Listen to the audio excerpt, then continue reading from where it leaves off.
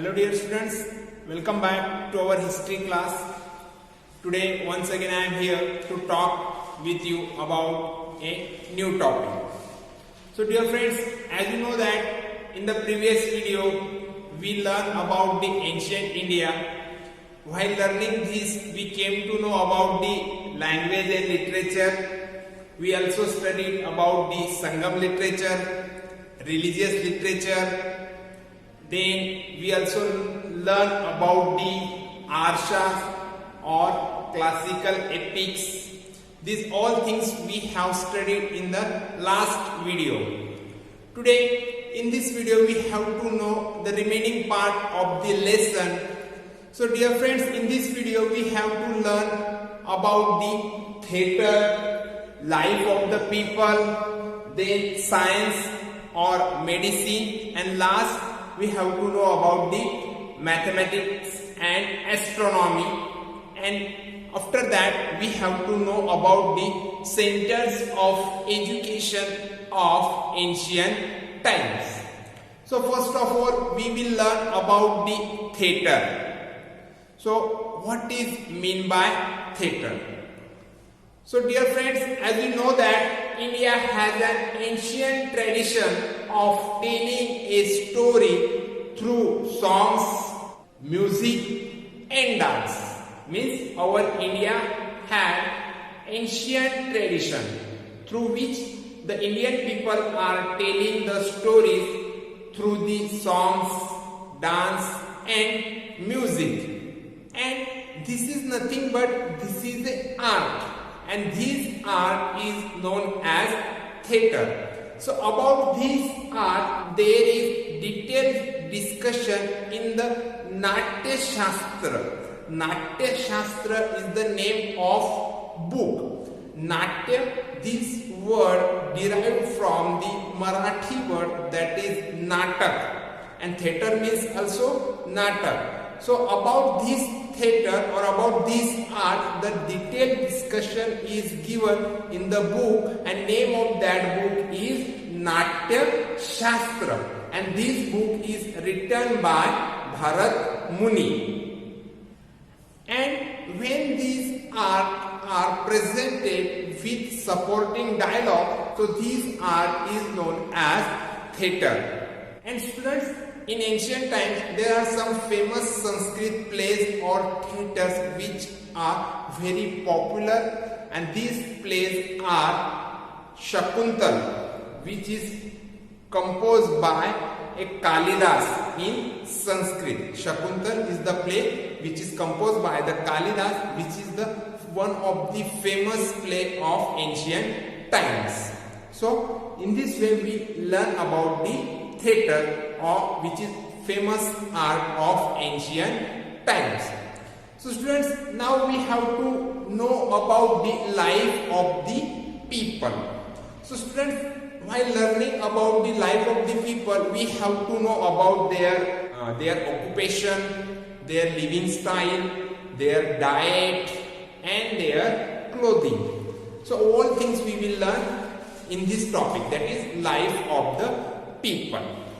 By studying the literature of ancient times, we can understand about the life of the people of ancient times, because the ancient literature puts a light on the life of the people of that time. So students, the life of the people of ancient times was prosperous, means the people of ancient time were living happy life, means there was happiness everywhere, because the trade was flourished, means whatever trade they were carrying, so that trade, whether it is internal or external, so that trade was flourished. Their occupation, major occupations was trade, and supporting occupation was farming, like that. So these all were going in proper way, so that's why the people of the ancient time were living happy life. And the trade of the ancient times people was carried out by using sea route as well as land route. Means by using sea route and land route, the people carried out their trade. And the Indian goods like the fine textiles means good quality cloth, ivory, precious stones, pearls. These things had great demand in the foreign countries. Means Indian people were exporting these things to the another countries. And one important thing, the beautifully made earthen pottery were in great demand in foreign countries, because the earthen pottery which was made by the Indian people, it was beautified with the help of different designs. Therefore, this pottery had great demand in the foreign countries. Second thing, we have to know that the ancient people were also familiar with the farming. Means agriculture occupation was also existing during ancient times, and their main crops were rice, wheat, barley and lentils. Rice, wheat, barley and lentils means masoor. These were their major crops. And the diet of the ancient people included the items which were made from these things, that is rice, wheat, barley and lentils. And beside these, they also include some different items in their diet, that is fish, meat, milk, ghee and fruits. Means the diet of the ancient people consisting different food items. Now we have to know about their clothing. So the ancient people mostly use cotton garments, means the clothes which were made up of cotton. So these cotton garments were in use during the ancient times. And with the cotton garments, silk and woolen clothes were also in use. Means the ancient people were not only using cotton garments, but along with the cotton garments, they were also using the cloths which were made from silk and wool. Students, there is a resemblance, means similarity between the clothes which were used by the ancient people and now today which we are using. For example, dhoti, sari, these all, so dhoti and sari are nowadays also in use. So at that time, in ancient time also, dhoti and sari were in use. So that's why they are telling that there is similarity between the clothes which were used by ancient people and today which are in use. So there is a similarity. So students, in this way we learn about the life of the people of ancient times. Now we have to move towards the science, means ancient science or medicine. So students, Indian medical science is known as Ayurveda. As you know that Ayurveda is a very famous, and this is nothing but this is Indian medical science. So Indian medical science is known as Ayurveda. And dear friends, as you know that Ayurveda is the biggest contribution of our India to the world, which is one of the most important field of medical science. Means Ayurveda is also one of the most important branch of medical science. Like that also we can say about the Ayurveda. The Ayurveda follows the 3 steps. First, to study the symptoms of disease. Then second, its diagnosis. And the third is the treatment of that particular disease. Means the Ayurvedic treatment follows these 3 steps, that is symptoms, diagnosis and treatment. In ancient times, there were some famous Ayurvedacharya, means who were famous Vaidya. Vaidya means physician or doctor. In Sanskrit it is known as Vaidya. So these are Vaidya Jivak and Vaidya Charak. These are the famous Vaidya of the ancient times. In the previous lesson we learned that Vaidya Charak was the famous, and he was appointed at the court of Emperor Kanishka. Famous Vaidya whose name was Charak, he written a book, and name of that book is Charak Sanhita, which gives detailed information about the diseases and their treatment in the sense of Ayurveda. The famous surgeon whose name was Sushruta, he had discussed about the different diseases, their causes, as well as he also discussed about their treatments in his book, and name of his book is Sushrut Sanhita. Sushrut is the name of famous medical surgeon of ancient times, and he written his own book, and name of that book is Sushrut Sanhita, and in his book he discussed about the different diseases, and he also suggested the treatments for these diseases.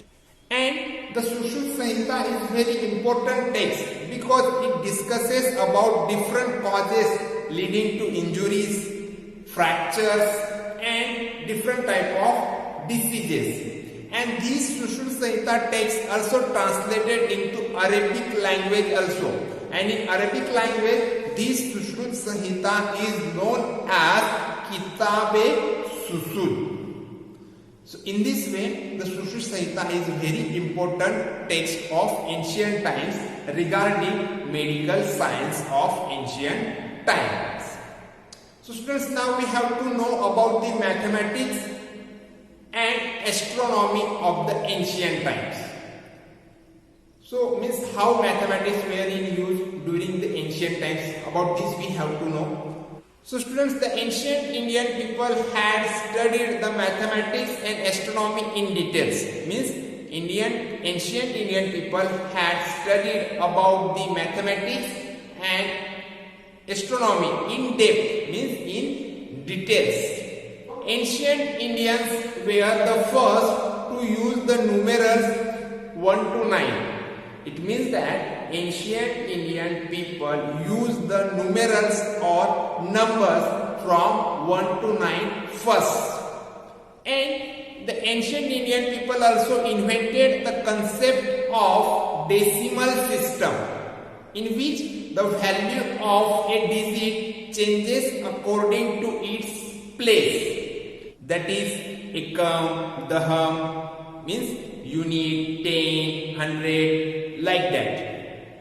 And students, now one important thing we have to know that during ancient time there was a famous scientist whose name was Aryabhatta, and the scientist namely Aryabhatta written a book. The name of that book is Aryabhatiya. In this book, the Aryabhatta discuss about the different formulae of the mathematics.